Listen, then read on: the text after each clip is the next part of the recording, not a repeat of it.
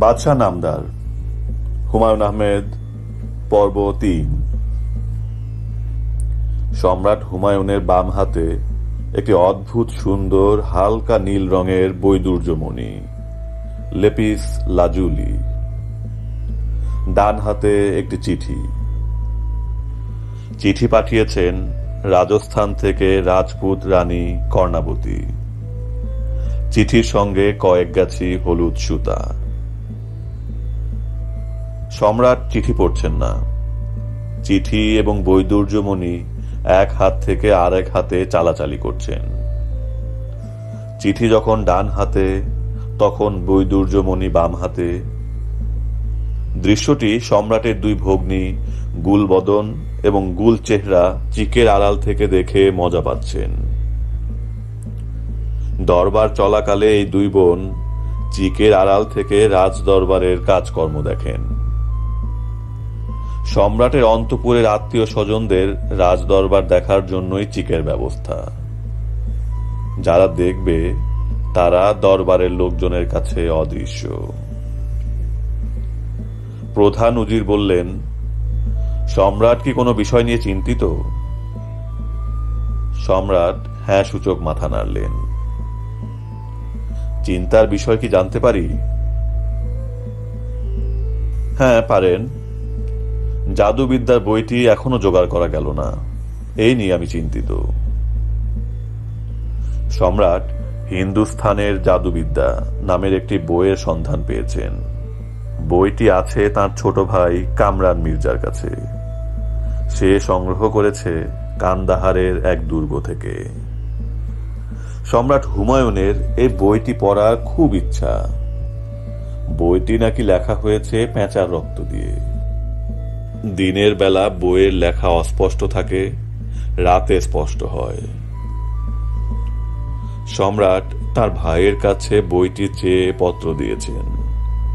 কামরান মির্জা পত্রের জবাব দেননি। উজির বললেন, রানী কর্ণাবতীর পত্রটি কি আপনি পড়বেন? গুরুত্বপূর্ণ হতে পারে। সম্রাট চিঠি পড়তে শুরু করলেন। আমি আপনাকে ভাই ডাকলাম। আমাদের নিয়ম অনুযায়ী ভাইকে রাখি পাঠালাম। আমি মহা বিপদে পড়েছি। গুজরাটের বাহাদুর শাহ আমাদের দুর্গ অবরোধ করেছেন। দুর্গ রক্ষার প্রয়োজনীয় শক্তি আমার নেই। দুর্গে 1000 রাজপুত রমণী এবং 3000 শিশু আছে। বাহাদুর শাহ দুর্গে প্রবেশ করলে আমাদের মৃত্যুবরণ করা ছাড়া উপায় নেই। এখন বোন ভাইকে ডাকছে। ভাই কি বোনকে উদ্ধার করবে? বোন ভাইয়ের জন্য একটি বৈদুর্যমণি পাঠিয়েছে, কারণ বোন শুনেছে তার ভাই ছবি আঁকেন। বৈদুর্যমণি চূর্ণ করে যে নীল রং হবে তার দ্যুতি অসাধারণ। বোন কর্ণাবতী আশা করছে তার ভাই এই রং ব্যবহার করে একটি ছবি আঁকবে। ইতি রানী কর্ণাবতী। সম্রাট চিঠিটি তার প্রধান উজিরের দিকে বাড়িয়ে দিলেন। প্রধান উজির চিঠি পড়ে বললেন, রত্ন পাঠিয়ে দিন রাজকোষে। চিঠির জবাব দেবার প্রয়োজন নেই। ভাই বোনের চিঠির জবাব দেবে না? রানী কর্ণাবতী বিপদের বোন। বিপদে পড়েছেন বলে ভাই পাঠিয়েছেন। বিপদে না থাকলে এবং তার শক্তি প্রবল থাকলে তিনি মোগল সাম্রাজ্য আক্রমণ করতেও পিছপা হতেন না। তাছাড়া আপনি নিজেও এখন মহা বিপদে আছেন। কিরকম? আপনার ভাই কামরান মির্জা শক্তি সঞ্চয় করছেন। তিনি পাঞ্জাব দখল করেছেন। তিনি যে কোনো সময় আপনার বিরুদ্ধে যুদ্ধযাত্রা করবেন। একই কথা আপনার আরেক ভাই হিন্দাল মির্জা সম্পর্কেও সত্যি। এদের চেয়েও অনেক বড় সমস্যা তৈরি করতে যাচ্ছে পাঠান শের খাঁ। সে বাংলা জয় করেছে। আগ্রার দিকে তার যাত্রা শুধু সময়ের ব্যাপার।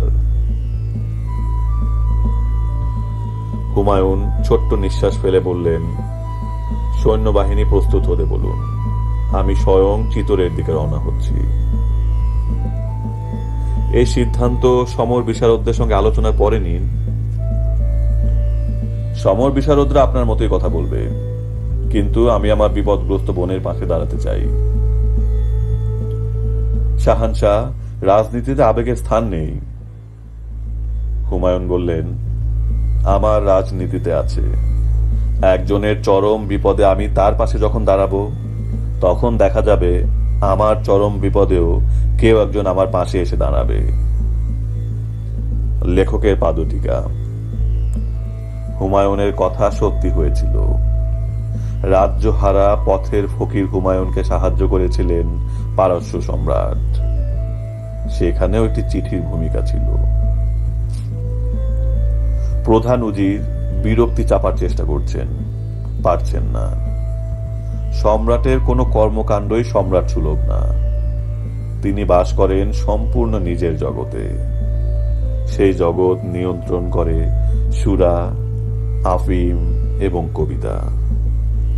তুরস্ক থেকে এক কবি এসেছে, রাজসভায় তাকে উচ্চ স্থান দেয়া হয়েছে। কবির নাম দিদির আলী। সম্রাট গ্রহ নক্ষত্র বিচার করাকে এখন রাজকার্যের অংশ ভাবছেন। সারাক্ষণ শুভ সময় অশুভ সময় নির্ণয় করে চলেছেন। তিনি পোশাকও পরছেন গ্রহ নক্ষত্র বিবেচনা করে। রবিবারে পরছেন হলুদ পোশাক। সেদিন তিনি রাজ্য পরিচালনা বিষয়ক সভা করেন। সোমবার পরেন সবুজ পোশাক। ওই দিন তিনি আনন্দে থাকেন। রাজসভায় গীতিবাদ্য হয়। মঙ্গলবারে লাল, মঙ্গল গ্রহের লাল রঙের পোশাক পরেন। সেদিন যুদ্ধ বিগ্রহ নিয়ে আলোচনা করেন। তার মেজাজ থাকে উগ্র। সামান্য অপরাধে মৃত্যুদণ্ড দেন। আজ মঙ্গলবার। সম্রাট লাল পোশাক পরেছেন। যুদ্ধযাত্রা ঘোষণা দেওয়ার এইটি কি কারণ? প্রধান উজির আরো কিছু বলতে যাচ্ছিলেন। সম্রাট তাকে থামিয়ে দিয়ে বললেন, তীর ধনুক নিয়ে আসুন। একটি তীরের আগায় বাহাদুর শাহর নাম লেখা থাকবে, আর একটির আগায় আমার নাম। আমি নিজে তীর ছুঁড়ে দেখব কোনটি আগে যায়। যার তীর আগে যাবে সেই যুদ্ধে জিতবে। সম্রাটের তীর অনেক আগে গেল। পরদিন বুধবার ফজরের নামাজের পর হুমায়ুন চিতোরের দিকে সসৈন্যে রওনা হলেন। দুপুরে এক হ্রদের পারে সৈন্যরা দ্বীপ প্রহরের খাবারের জন্য থামল। তখন বাহাদুর শাহর বিশেষ দূত সম্রাট হুমায়ুনের কাছে একটি চিঠি দিলেন। চিঠিতে লেখা, সম্রাট হুমায়ুন, অতি ভক্তি ভরে নিবেদন করছি যে আমি মুঘল সম্রাটের একজন দীন সেবক মাত্র। আমি বর্তমানে ধর্মযুদ্ধে নিজেকে নিয়োজিত করেছি। ওলেমারা রানী কর্ণাবতীর বিরুদ্ধে এই যুদ্ধকে জেহাদ আখ্যা দিয়েছেন। সম্ভবত আপনার কাছে তথ্য নাই যে এই দুর্গে অনেক মুসলিম রমণী বন্দী অবস্থায় আছেন। রাজপুত পুরুষরা তাদের ব্যবহার করে। নিজের ইচ্ছার বিরুদ্ধে তাদের নৃত্যগীত এবং আরো অনেক অশ্লীল কুৎসিত কর্মকাণ্ডে অংশগ্রহণ করতে হয়। আমি অনুরোধ করব যে আপনি এই যুদ্ধযাত্রা স্থগিত করবেন। আমি আপনার সম্মানে এক বাক্স মণিমুক্তা, 4টি আরবি ঘোড়া এবং একটি হাতি পাঠালাম। এই হাতিটা আমার প্রিয়। এর নাম কুশ। ইতি আপনার সেবক বাহাদুর শাহ। হুমায়ুন যুদ্ধযাত্রা স্থগিত করলেন না। জোহরের নামাজের পর সেনাবাহিনী দ্রুত অগ্রসর হতে লাগল। বাহাদুর শাহ খবর পেলেন হুমায়ুন যাত্রা অব্যাহত রেখেছে। তিনি সঙ্গে করে এনেছেন তার গোলন্দাজ বাহিনী। গোলন্দাজ বাহিনীর প্রধান তকি খাঁ কামান চালনায় বিশেষ পারদর্শী। হুমায়ুনের বিশেষ কামান ফিরোজাকে দুটা হাতি টেনে নিয়ে আসছে। মাঝারি কামানগুলি টানছে মাদ্রাজি বলদ। বন্দুকধারীরা কামানের সঙ্গে সঙ্গে আসছে। যুদ্ধ শুরু হয়ে গেলে কামান অগ্রসর হবে না, তবে বন্দুকধারীরা অগ্রসর হবে। সম্রাটের তীরন্দাজ বাহিনীর নেতৃত্বে আছেন আফগান তীরন্দাজ প্রধান শাহ জুম্মা। তার সম্পর্কে কথিত আছে, লক্ষ্যবস্তু দেখার পর তিনি চোখ বন্ধ করে তীর ছুঁড়ে লক্ষ্য ভেদ করতে পারেন। হুমায়ুনের অশ্বারোহী বাহিনীর সংখ্যা ছিল 30,000। তারা অগ্রবর্তী তীরন্দাজ দলের পেছন পেছন যাচ্ছিল। বাহাদুর শাহ সম্রাট হুমায়ুনের দ্রুত এগিয়ে আসার খবর শুনলেন। তিনি পালিয়ে যাওয়ার সব প্রস্তুতি শেষ করে দুর্গ অবরোধকারী সৈন্যদের উল্লাসধ্বনি করতে বললেন। দুর্গের বাইরে বিরাট হইচই হতে লাগলো। রানী কর্ণাবতী বাইরে হঠাৎ হইচই শুরু হয়েছে কেন জানতে চাইলেন। তাকে জানানো হলো, বাহাদুর শাহ বাহিনীর সঙ্গে হুমায়ুন বাহিনীর যুদ্ধ হয়েছে। যুদ্ধে হুমায়ুন পরাজিত হয়েছেন। হাতির পায়ের চাপে পিষ্ট হয়ে নিহত হয়েছেন বলেই বাহাদুর শাহর শিবিরে আনন্দ উল্লাস। জহর ব্রত পালনের জন্য আগুন প্রস্তুত ছিল। রানী কর্ণাবতী সবাইকে নিয়ে জ্বলন্ত অগ্নিকুণ্ডে ঝাঁপিয়ে পড়লেন। রানীর আদেশে দুর্গের 3,000 শিশুকেও কুয়ায় নিক্ষেপ করা হলো, যেন এরা শত্রুর হাতে পড়ে নিগৃহীত না হয়। বাহাদুর শাহ দুর্গে প্রবেশ করতে পারলেন না। হুমায়ুনের বাহিনী চলে এসেছে, তিনি পালিয়ে গেলেন। রানী কর্ণাবতীর মৃত্যু হুমায়ুনকে দুঃখে অভিভূত করল। তিনি তৎক্ষণাৎ বাহাদুর শাহর পেছনে ছুটলেন। রানী কর্ণাবতীর মৃত্যু আরেকজনের মনে গভীর রেখাপাত করল। তিনি বাহাদুর শাহর গোলন্দাজ বাহিনীর প্রধান রুমি খাঁ। তিনি তার দলবল নিয়ে হুমায়ুনের সঙ্গে যুক্ত হলেন।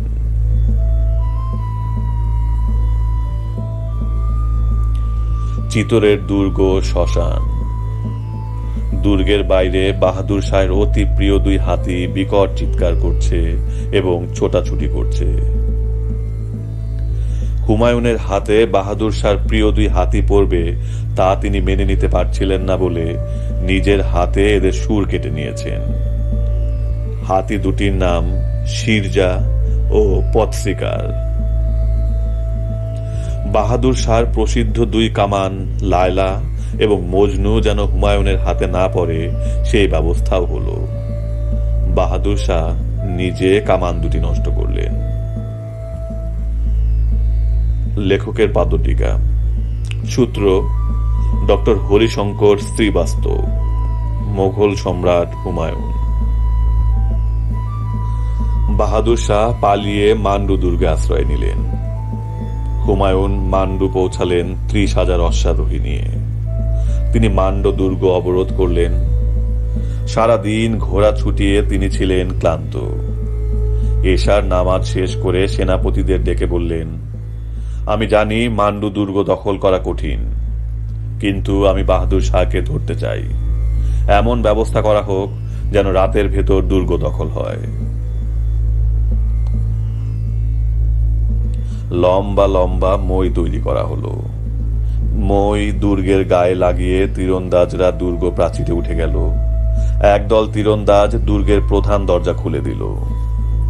বাহাদুর শাহ দড়ি বেয়ে দুর্গ থেকে পালিয়ে গেলেন।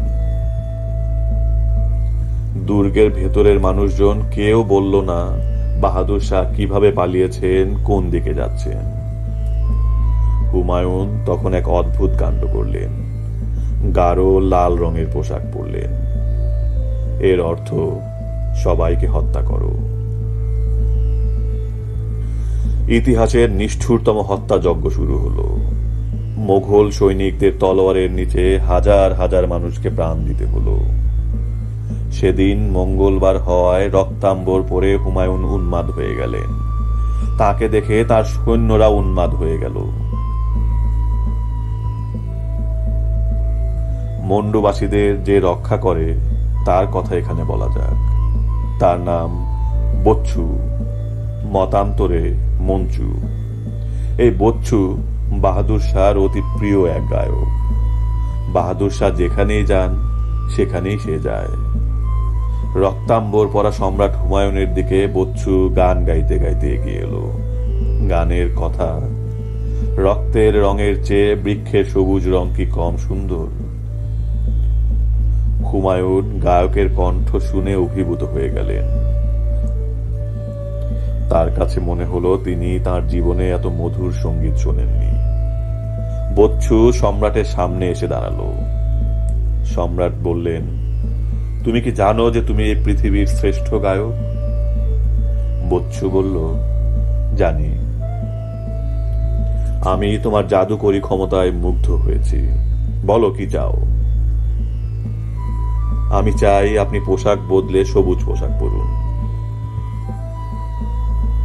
সম্রাট সবুজ বস্ত্র পরলেন। হত্যাযজ্ঞ সঙ্গে সঙ্গে থামল। সম্রাট বললেন, তুমি আর কি চাও? বচ্চু বলল, যারা বন্দী আছে তাদের মুক্ত করে দিন। হুমায়ুন বললেন, সবাই মুক্ত। আমি তোমার আরো একটি ইচ্ছা পূরণ করব। বলো কি চাও? আমি আমার গুরু বাহাদুর শাহের কাছে যেতে চাই। হুমায়ুন দুর্গের প্রধান ফটক খুলে বচ্চুকে চলে যেতে দিলেন। হুমায়ুনের প্রধান উজির বললেন, আপনি কি করছেন? সম্রাট বললেন, এই গায়ক যদি আমার রাজ্য প্রার্থনা করত আমি তাকে দিয়ে দিতাম। মান্ডু থেকে পালিয়ে বাহাদুর শাহ আহমেদাবাদের চম্পানি দুর্গে অবস্থান নিলেন। মোগলদের বিরুদ্ধে যুদ্ধের প্রস্তুতি নিলেন।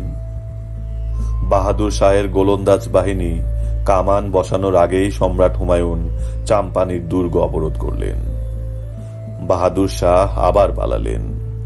তিনি আশ্রয় নিলেন কম্বো দুর্গে। হুমায়ুন 1 ঘন্টার মধ্যে কম্বো দুর্গে উপস্থিত হলেন।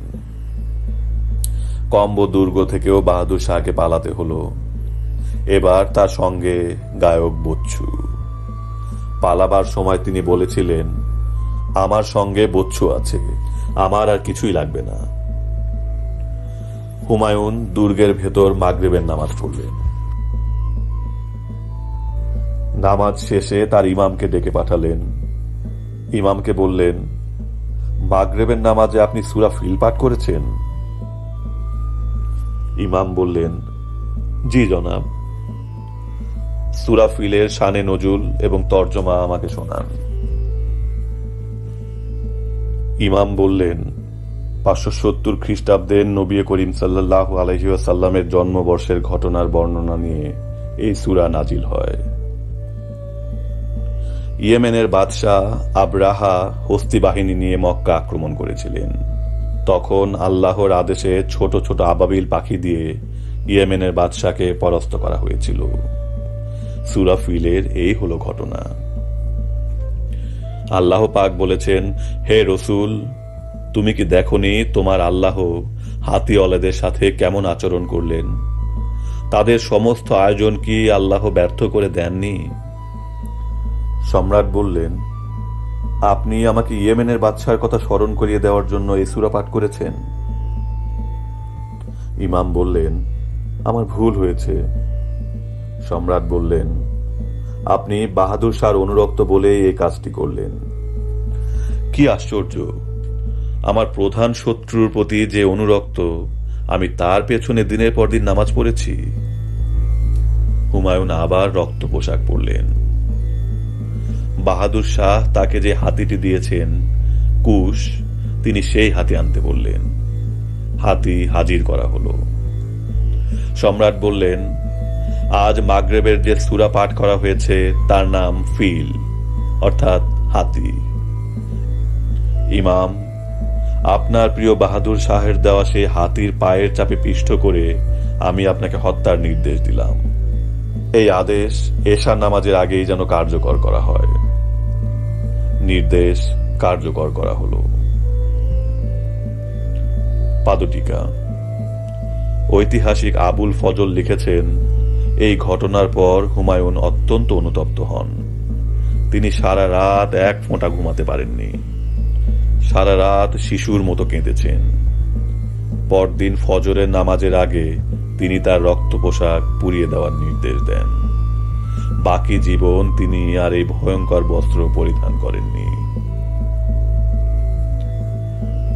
কম্ব দুর্গ থেকে বাহাদুর শাহ পালিয়ে গেলেও তার ধন রত্ন নিতে পারলেন না। সবই হুমায়ুনের হাতে পড়ল। ধন রত্নের বাইরে পেলেন বাহাদুর শাহের পোষা তোতা পাখি। এই পাখি নাকি ভবিষ্যৎ বলতে পারে। রুমি খাঁকে সে যতবার দেখে ততবারই বলে, ফট রুমি হারামখোর, ফট রুমি হারামখোর। এর অর্থ হারামখোর রুমির উপর অভিসম্পাত। সম্রাটের প্রধান খেলা এখন হলো পাখির সঙ্গে সময় কাটানো। কম্ব বিজয়ের পর সম্রাট তোতাকে জিজ্ঞেস করলেন, কে শ্রেষ্ঠ, আমি না বাহাদুর শাহ? তোতা বলল, আল্লাহু আকবার। পাখির মতে আল্লাহই শ্রেষ্ঠ। সম্রাট সন্তোষ লাভ করলেন। তোতাকে স্বর্গীয় পক্ষী উপাধি দিলেন। তার জন্য সোনার খাঁচা বানানোর নির্দেশ দিলেন। সম্রাটকে পানি খাওয়ানোর দায়িত্বে নিযুক্ত জওহরকে এই পক্ষীর সেবক নিয়োগ করলেন। এই জওহর সম্রাট হুমায়ুনের একটি জীবনী রচনা করেন। সম্রাট ভগ্নী গুলবদনের পরেই জওহরের জীবনীকে প্রামাণ্য ধরা হয়। সম্রাটের নির্দেশে এই তোতা পাখির একটি ছবি আঁকা হয়। ছবিটি ব্রিটিশ মিউজিয়ামে এখনো সংরক্ষিত আছে।